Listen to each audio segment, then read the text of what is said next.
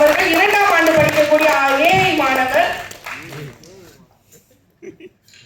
இளங்கோவடிகள் ஏந்திய தமிழே, கம்பன் ஆட கண்ட தமிழே, வள்ளுவர் வீட்டில் வளர்ந்த தமிழே, பாரதத்தில் படுத்த தமிழே, நீ வெறும் வாக்கிய கோணியில் வார்த்தைகளாய் கொட்டி வைத்திருக்கும் சீக்காளி மொழி அல்ல, உன்னை உச்சரிக்கும் போதே மனசுக்குள் கச்சேரி வைக்கும் அளவுக்கு பேருந்து மொழியாக தேர்ந்திருக்கும் தமிழுக்கு முதற்கண் வணக்கத்தை தெரிவித்துக் கொள்கிறேன்.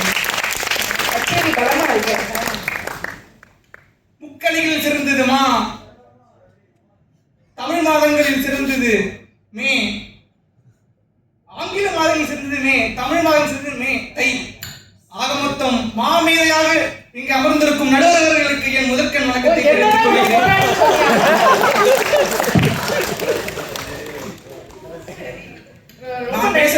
அப்படியே வீடியோ நல்லா யாராவது வீடியோ எடுத்தீங்கன்னா கொடுங்க, நான் என் வீட்டுக்காரர்கிட்ட போய் சொல்றேன். என்னையும் ஒரு பையன் மாமியார் சொல்லியிருக்காங்க. நான் பேச வந்திருக்கும் தலைப்பு இளைஞர்களின் வாழ்க்கை போராட்டம். இது ஒரு தனி மனிதனின் குரல் அல்ல, இது ஒரு இளைய தலைமுறையின் கூச்சல் என்று நான் சொல்ல வைக்கிறேன். சரி, இவ்வளவு பேசிட்டோம்.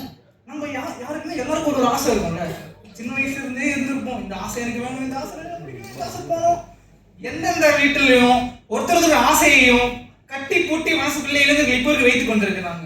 இதுக்கு யாரையும் சொல்ல முடியும். யாரும் ஒருத்தர் இங்க இருக்கிற மாணவர்கள் யாரும் ஒருத்தர் என்ன ஆர்டிஸ்ட் ஆகணும், போட்டோகிராஃபர் ஆகணும், வீடியோகிராஃபர் ஆகணும், டைரக்டர் ஆகணும், அது இது எல்லா ஆசைகளையும் மனசுக்குள் பூட்டி வைத்துக் கொண்டு இன்ஜினியரிங் என்ற ஒரு வட்டத்துக்குள் வந்து என்னால முடிஞ்சு படிச்சு அம்மாவை காப்பாற்றணும், அப்பா காப்பாற்றணும், ஒன்னும் தனி மனிதனாக நின்று உழைப்பை கொடுத்து மேல் நோக்கி நிற்கிற மாணவர்களுக்காக தான் இங்க வந்து பேச வந்துள்ளேன்.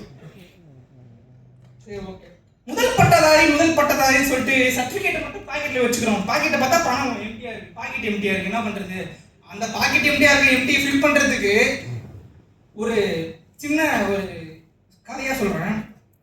ஒரு வில்லேஜ், அதாவது ஒரு கிராமத்திலிருந்து வரவன் ஒருத்தன். அவங்க அப்பா அம்மாவுக்கு படிப்பறிவு இல்லை. மீண்டும் ஒரு யூஜியோ இல்லை பிஜியோ படிக்கிறான், படிச்சு டிகிரி வாங்குறான். 3 மாசத்துக்கு அப்புறம் ஒரு வேலைக்கு கஷ்டப்பட்டு போய் அங்கே எங்கே அலைஞ்சு லிங்க்டின் அது இதுன்னு கஷ்டப்பட்டு தேடி கண்டுபிடிச்சு போய் அப்படியே உட்காந்துறான். உள்ள 3 மாசம் கஷ்டப்பட்டு தேடி 30,000 சம்பளத்துக்கு இருப்பான். எவ்வளோ 30,000 சம்பளம் இருப்பான். அந்த சம்பளத்திலும் போய் இதுல அந்த முதல் பட்டதாரி பட்டம் வாங்கிட்டு அதுக்கு எஜுகேஷன் லோன் எடுத்துருக்கலாம். அந்த எஜுகேஷன் லோன் கட்டி முடிக்கிறது 30,000 பட்ட மாட்டேங்குது. இதுல எங்க இருக்கிற மீது இருக்கு காசு? அம்மாவுக்கு தரும், அம்மாவுக்கு மெடிக்கல் செலவு, அப்பாவுக்கு மெடிக்கல் செலவு, அப்பாவுக்கு இது வீடு ரொம்ப இதுவா இருக்கு. வீடு கட்டி தப்பா, ஃபேன் ஒழுங்கா இல்லை, வீடு ஒழுகுதுப்பா, தண்ணி பெயிண்ட் ஒழுங்கா வைக்க மாட்டேன், அதுக்கு தனி ஒரு செலவு. தங்கச்சிருந்தா தங்கத்துக்கு கல்யாணம் முடிப்பேன், அக்கா கல்யாணம் பண்ணணும், அக்கா முடிச்சா நான் பண்ணிட்டு இப்ப வரைக்கும் இளைஞர்கள் 32 வயசா ஒருத்தர் கல்யாணம் பண்ணிக்கிறான். 18 வயசு ஆனாலும் இவ்வளவு சொல்ல நினைக்கிறேன். இப்போ இந்த வயசுல இருக்க முன்னோர்கள் பார்த்தீங்கன்னா 18 வயசு 17 வயசு நீங்க சொல்றது. இன்னைக்கு இளைஞர்கள் ரொம்ப போராடி தான் வேலையை வாங்குறாங்க. ஐடி முடிக்கிறாங்க, இன்னைக்கு இன்ஜினியரிங் முடிக்கிறாங்க, முடிச்சுட்டு சம்பளம் 50,000 சம்பளம் கையில. பையன் கொண்டு போய் நேரா அம்மா கிட்ட கொடுக்குறான் சம்பளத்தை. அம்மா சொன்னா நான் வாங்க மாட்டேன்டா, உங்களை கஷ்டப்பட்டு படிக்க வச்சு உங்க அப்பா கிட்ட கொண்டு போய் கொடுக்குறேன். நான் அப்பாட்ட கொடுக்க மாட்டேம்மா, உங்ககிட்ட தானே கொடுப்பேன். ஏன்டா அப்பாட்ட கொடுக்க மாட்டேன்? ஒவ்வொருத்தரையும் கஷ்டப்பட்டு அவர் கையெல்லாம் காய்ச்சி போய் உன்னை படிக்க வச்சாருடா. அப்ப அந்த பையன் சொன்னா, நான் ஒவ்வொரு முறையும் அப்பா கிட்ட போய் ஹாஸ்டல் ஃபீஸ் கேட்பேன், அப்பா இப்படி கொடுப்பாரு, நான் இப்படி வாங்குவேன். எனக்கு செலவுக்கு பணம் கேட்பேன், அப்பா மேலே கொடுப்பாரு, நான் கீழே வாங்குவேன். இப்போ நான் சம்பளம் வாங்கிட்டேன்னு 50,000 கொண்டு போய் அப்பா கிட்ட கொடுத்தேன்னா அப்பா கையை இப்படி வாங்குறதுக்கு நான் ஒருபோதும் அனுமதிக்க மாட்டேன். மேலே இவர்கள் ஒருபோதும் கீழே போகக்கூடாதுன்னு நினைக்கிற இளைஞர்கள் இருக்கிற தேசம் இந்த தேசம். நல்லா பேசுறாங்க. 17-18 வயசுலே அந்த காலத்துல கால் கட்டு போட்டுறான். பையன் ஊதாரா தெரிஞ்சிட்டு இருக்கான். வருத்தப்படாத வாலிப சங்கத்துல போஸ்ட் பாண்டியன் மாதிரி தெருவில் சுத்திட்டு இருந்தா அலைஞ்சிட்டு இருந்தான். அம்மா பார்த்து கவலை ஒரே சரிப்பா, அத்தை பொண்ணு இருக்கு, அத்தை போய் காலை பிடிச்சி கை காலெல்லாம் பிடிச்சி கஷ்டப்பட்டு போய் அத்தை பொண்ணை கல்யாணம் பண்ண சொன்னான். அத்தை பொண்ணை கல்யாணம் மாமியார்ட்டே போயிட்டு அந்த மாமனாட்ட போயிட்டு எனக்கு வேலை வேணும்னு சொல்லிட்டு மாப்பிள்ளை இருக்கிற அந்த பையன் போய் கேட்டு அங்க ஒரு வேலையை வாங்கி அங்கேயே இருந்து குறைத்த காலம் அந்த காலம். இந்த காலம் அப்படி இல்ல.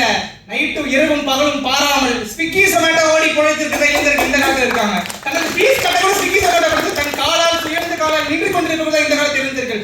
ஒருபோதும் பூந்தோட்டமாக வாழ்வது சாத்தியமில்லை என்பது இந்த காலத்தின் சூழலாக உள்ளது. அடுத்து ஒரு முக்கியமான டாபிக், கிடைத்த வேலையில முன்னேற்றம். ஏஐ டெக்னாலஜி வந்துருச்சு. ஏஐ டெக்னாலஜி வந்ததுனால சாம்பார் ஆப்பனுக்கு லே ஆஃப் பண்ணிட்டான். டிசிஎஸ் விப்ரோ எல்லாத்தையும் 30,000 பேர் லே ஆஃப் வெளியே போங்க. ஆர்டிஃபிஷியல் வந்துருச்சு, நான் நானே பாத்துக்கிறேன்னு சொல்லிட்டு 30,000 லே ஆஃப் பண்ணிட்டு ஆகவே லே ஆஃப் பண்ணி அனுப்பினதுனாலேயே பாதி பேர் வேலை இல்லாம வெளியே போய் சுக்கி சமையல் ஓட்டி தன்னோட குடும்பத்தையும் பார்த்து கொண்டு அம்மா அப்பா தந்தை தாய் தங்கச்சி முதற்கொண்டு எல்லாரையும் பார்த்து கொண்டு இந்த நேரத்திலும் வாழ்ந்து கொண்டு போய் இருந்திருக்கிறார்கள். இது பூந்தோட்டமா இல்ல போராட்டமா? பூந்தோட்டம் இல்ல, முள்வேலியில் கால் வைத்து நடக்கிற போது எங்களுக்கு இப்போ இருக்கும் தோன்றுகின்றது.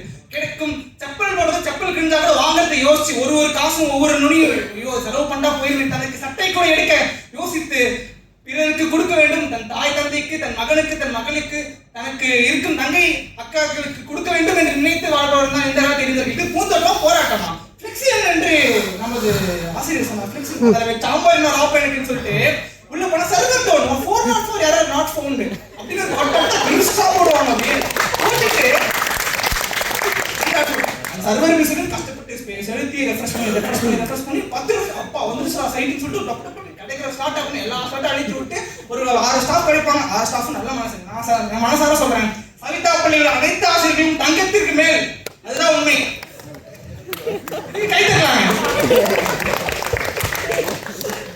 எனவே ஒரு போய் ஒருத்தர் கேட்கலாம். அதாவது ஃபாரின்ல ஒருத்தர் இருக்காரு, பேர் வந்து தாமஸ் ஃப்ரீட்மேன் என்று அமெரிக்க சிந்தனையாளர். அவர்கிட்ட போயிட்டு இளைஞர்கள் பத்தி நீங்க என்ன நினைக்கிறீங்க அப்படின்னு சொல்லிட்டு கேட்டிருக்காங்க. அவர் சொல்லியிருக்காரு, 25 ஆண்டுகளுக்கு முன்பு என்னோட குழந்தையிடம் சொன்னேன், உணவை வீணாக்காதே, உணவை நன்றாக உண்டுவிடு. ஏனென்றால் இந்தியாவில் உள்ள 100க்கும் மேற்பட்ட குழந்தைகள் உணவுக்காக கஷ்டப்படுகின்றனர். இப்பொழுது ஒரு 25 ஆண்டுகளுக்கு அப்புறம் சொல்லுகிறார் என்னென்றால், குழந்தையே நன்றாக படித்து முன்னேறிவிடு, வேலையை கைப்பற்றிவிடு. ஏனென்றால் 1000க்கும் மேற்பட்ட இளைஞர்கள் இந்தியாவில் கஷ்டப்பட்டு தனக்கு வேலை தேடிக்கொண்டிருக்கிறார் என்று தாமஸ் ஃப்ரீட்மேன் என்று உணர்த்துகின்றார். அப்துல் கலாம் சொல்லியிருக்காரு. ஆகவே கஷ்டம் வரும்போது கண்ணை மூடாதே, அது உன்னை கொன்றுவிடும். கண்ணை திறந்து பார், நீ அதை வென்று விடலாம் என்று அப்துல் கலாம் சொல்லியிருக்காரு. எங்களுக்கு வழிகாட்டி ஒருத்தர் தான் இல்ல, வழிகாட்டி இருந்தால் நாங்கள் எங்கே வேண்டாலும் சென்று விடும். இந்த காலத்தில் தாய் தந்தையினராக இருக்கட்டும், சித்தப்பா சொல்றான், அப்பா சொல்றான், மாமா சொல்றான் சொல்லிட்டு இது போப்பா சம்பாரிச்சிடலாம், லட்சக்கணக்கில் கோடிக்கணக்கில் சம்பாரிச்சு கோயில் கட்டி கொடுத்துக்கலாம் அவனுக்கு சொல்லிட்டு மாமா அப்பா சித்தப்பா சொல்றான்ட்டு இதுல போய் சேர்த்துறேன், இன்ஜினியரிங் சேர்த்துறேன். என்னோட ஆசை டாக்டர் படிக்கணும்னு தான். என்னோட ஆசையை மாய்த்து கொண்டு நான் இன்ஜினியரிங் படிக்க வந்து இதுலயும் முன்னேறுவேன் என்று நினைத்து எனக்கு இதுலயும் நல்லா ஒரு மேற்படிப்பு படித்து நான் சம்பாதிக்கணும்னு நினைச்சுதான் இங்க வந்து படிச்சுட்டு இருக்கேன். எங்க அம்மா அப்பா நான் பாத்துக்கணும், தங்கச்சி இருக்காங்க பாத்துக்கணும், தங்கச்சி கல்யாணம் பண்ணி வைக்கணும், வீடு கட்டணும், வீடு வாசல் தரவு வேண்டும். ஒருத்தர் பைக் போனா அந்த பைக் பார்த்தாவே ஆசையா இருக்கும், ஐயோ நம்ம வாங்க போறோமோ. போனை பார்த்தா ஐயோ ஐபோனா ஐயோப்பா, அதுக்கு ஒரு ஆசை. அந்த ஆசையெல்லாம் மாய்த்து கொண்டு இன்று வரைக்கும் தாய் தந்தையருக்காக வாழ்ந்து கொண்டு இருந்ததற்காக தான் நான் இப்போதும் பேசுவேன், எப்போதும் பேசுவேன். என்றும் என்று இளைஞர்கள் வாக்கை பூந்தோட்டம் அல்ல, முள்தோட்டம் என்று நான் சொல்லுவேன், பூந்தோட்டம் கிடையாது. ஆகவே எனது உரையை இன்று முடித்துக் கொள்கிறேன்.